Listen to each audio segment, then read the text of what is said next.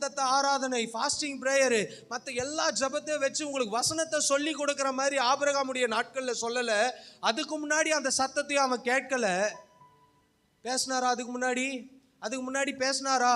ஆனால் அவனுக்கு தெரியுது ஏதோ ஒரு வித்தியாசமான சத்தம், என் வாழ்க்கையை மாற்றக்கூடிய சத்தம், என் வாழ்க்கையில் ஒரு திருப்பு முனை வரப்போகிற சத்தம். இந்த சத்தத்தை கேட்டு நான் புறப்பட்டு போனால் எனக்கு நிச்சயம் ஒரு ஆசீர்வாதம் உண்டு என்று ஆபிரகாம் புறப்பட்டான். அவன் கீழ்ப்படுகிறான். இன்னைக்கு என் சத்தம் உங்களுக்கு தெரியும். புதுசாக ஒருத்தவங்க உங்கள் வீட்டுக்கு வந்து, இப்போ பாஸ்டர் உங்கள் வீட்டுக்கு வர்றாரு, வந்து கதவை தட்டுறாரு, கண்டிப்பாக கேட்குமா கேட்காதா? நீங்கள் கரெக்டாக சொல்லுவீங்க, நம்ம பாஸ்டர் வந்திருக்கிறாருமா, கதவு தரமான்னு சொல்லுவீங்க. இதுவே இன்னொரு சத்தம் கதவு தட்டுது, கூப்பிட்றாங்க, நான் தான் பாஸ்டர் வந்திருக்கிறேன்னா நீங்கள் திறக்க மாட்டீங்க. ஏன்னா அவர் உங்கள் சத்தத்தையே கேட்டதில்லை.